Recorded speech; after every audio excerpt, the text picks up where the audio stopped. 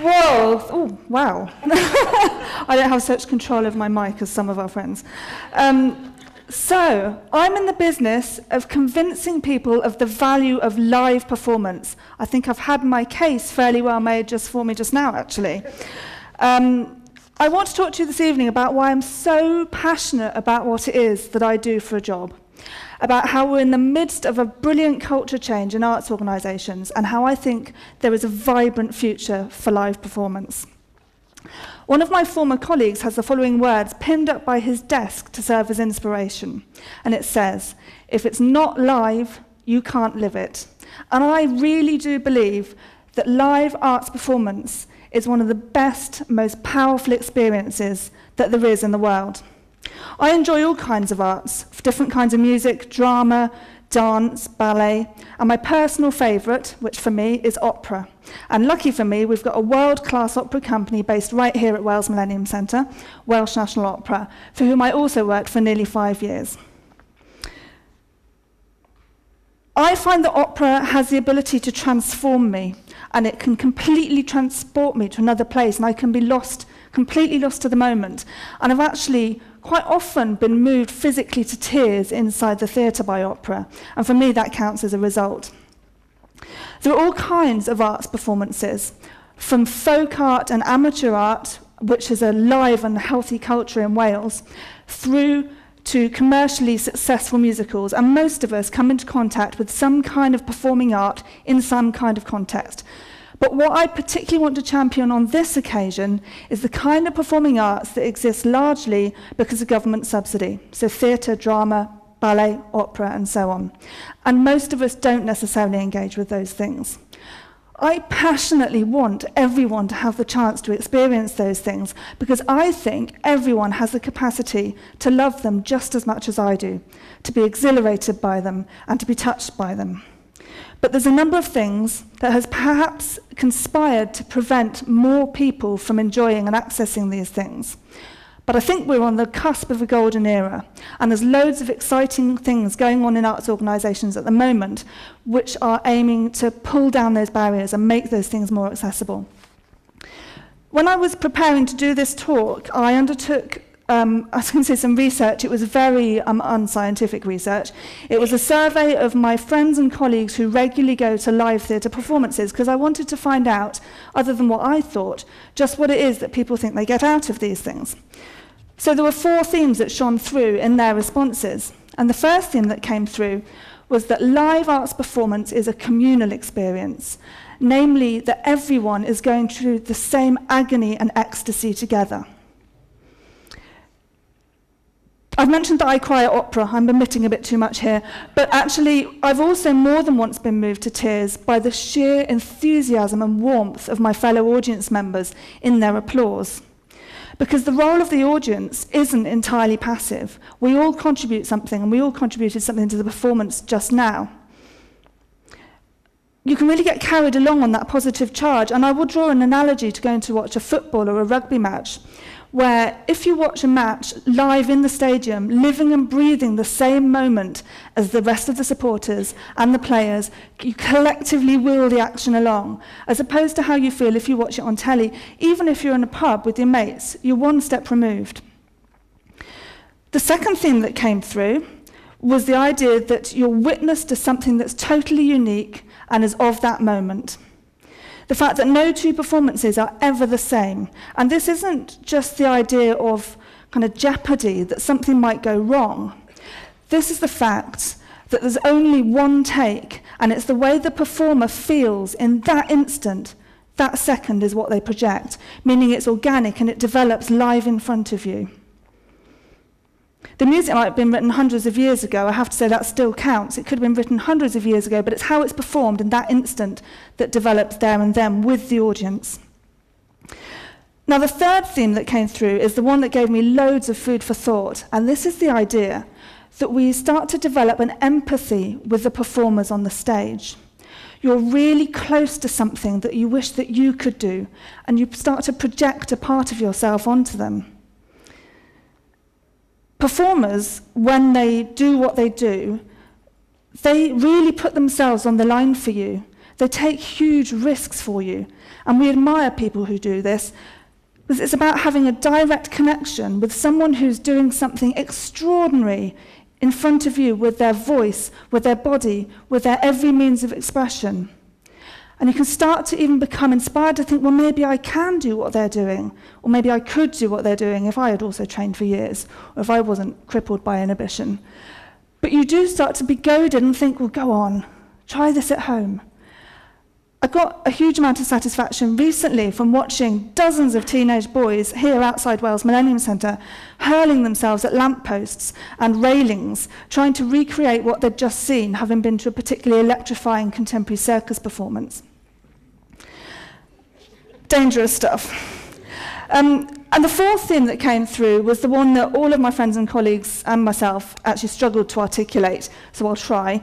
And this is the idea of a pure, primitive, visceral feeling. And there were lots of people talked about gut reaction and physical joy and references to the hairs on the back of your neck and lumps in your throat and so on. But what I think is important is how each individual responds to any one performance is a direct reflection of them, of their personality, of their experiences, what's going on in their life, their loves and their hopes.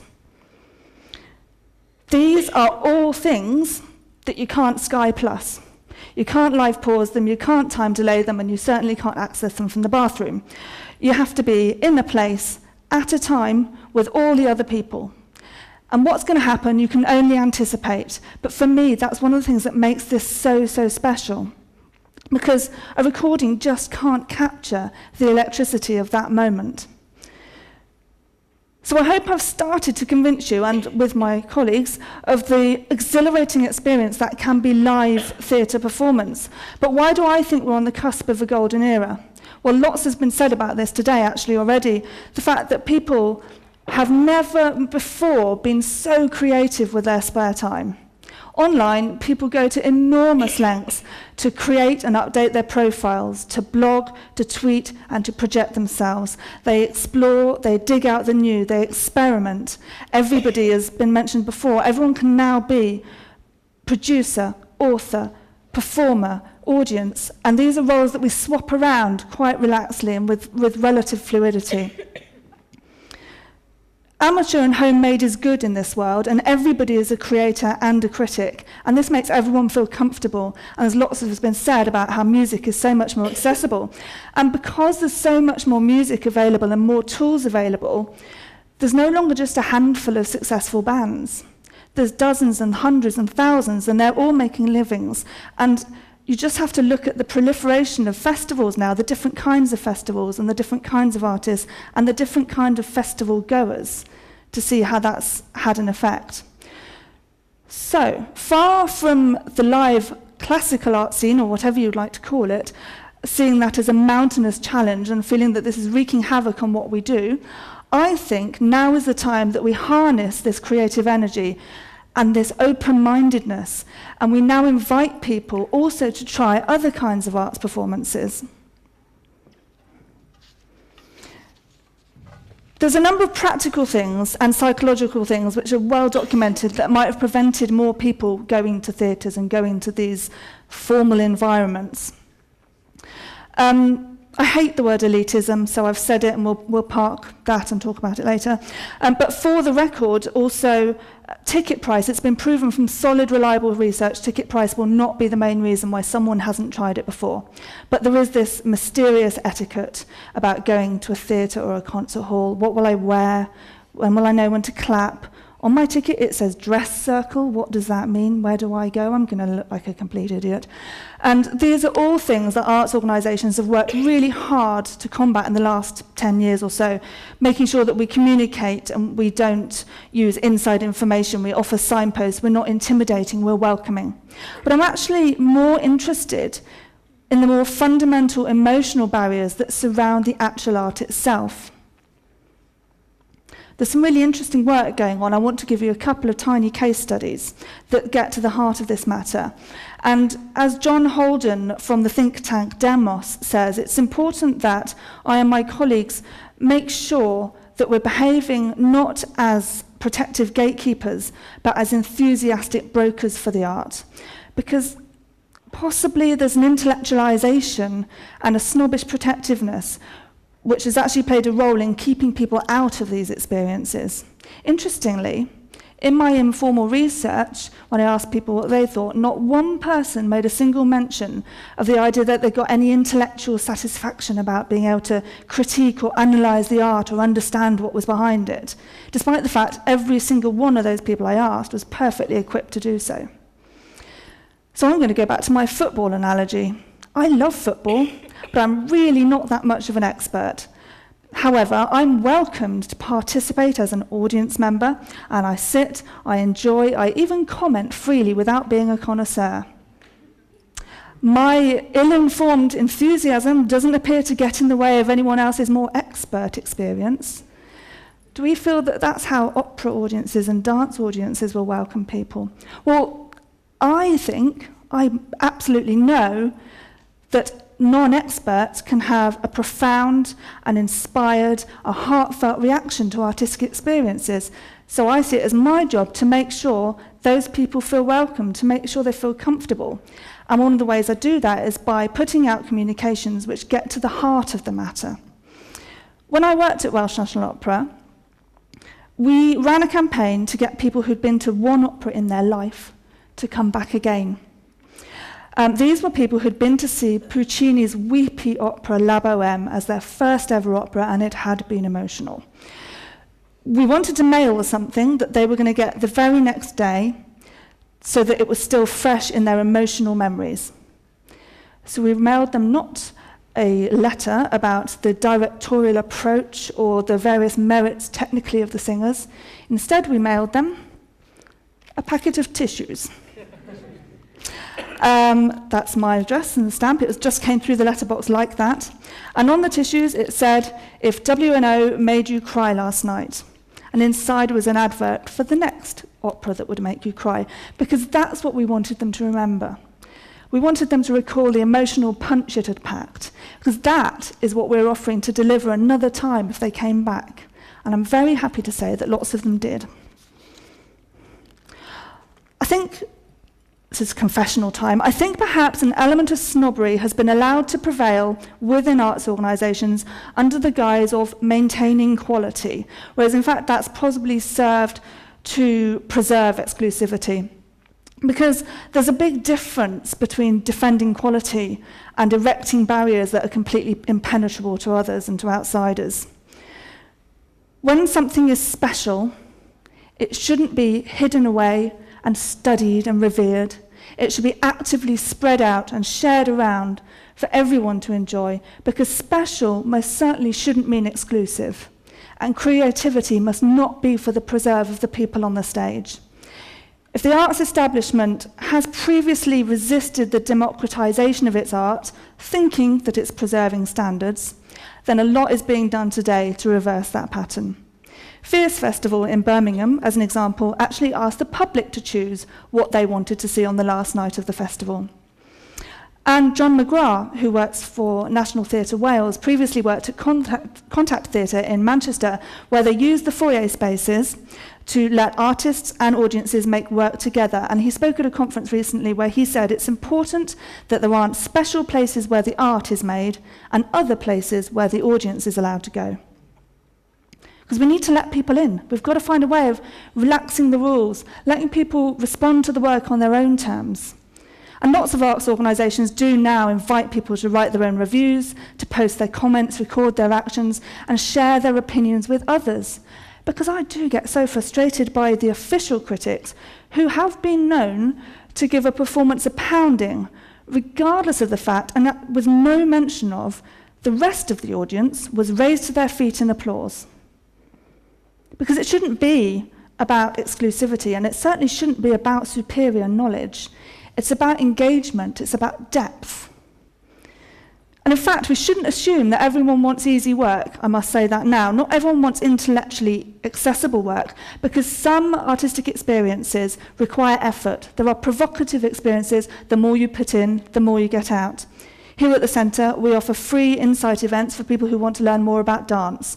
We know contemporary dance is a little bit dense from the outside, and we let people join in the warm-up or hear from the choreographer to unpack it a bit. A brilliant example of this is Steppenwolf Theatre, who in Chicago, for $60, you can have unprecedented access to the performance rehearsal process. So you're invited to a series of readings, talks, and rehearsals leading up to the final performance. So imagine how rewarding it must be to see a theatre performance of a new play when it's the end of a creative discovery for you, rather than facing it cold. I'm going to give you one more example, which is one of my favourites. It's a little bit like the chef's table that some restaurants allow one group of people to dine in the kitchen. Andy Ryans, who's the marketing director of the Halle, told me about how when he was he wasn't conducting, I apologise, Sir Mark Elder was conducting the Halle.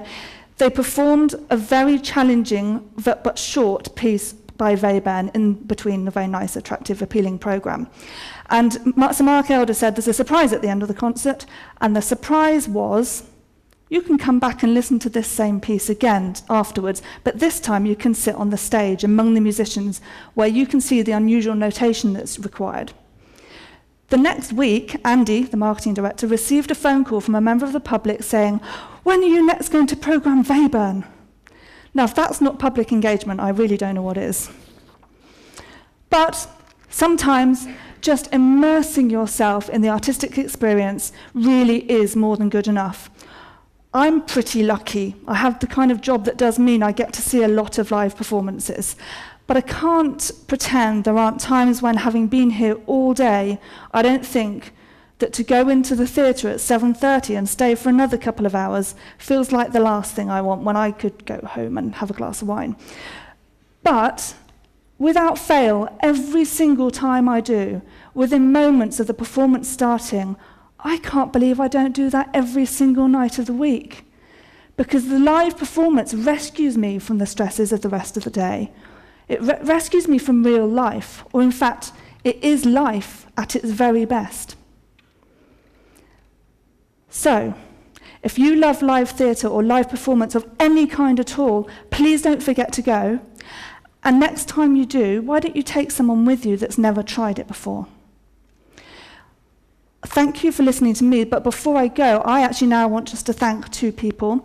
They're called Amanda Baldwin and Fiona Harrison, and they are opera singers from the chorus of Welsh National Opera who have agreed to join us today just for a couple of moments to give you an example of why I love opera so much. So they're going to sing an excerpt from Hansel and Gretel, which is an opera by Humperdinck. And I'm hoping that they're just behind me.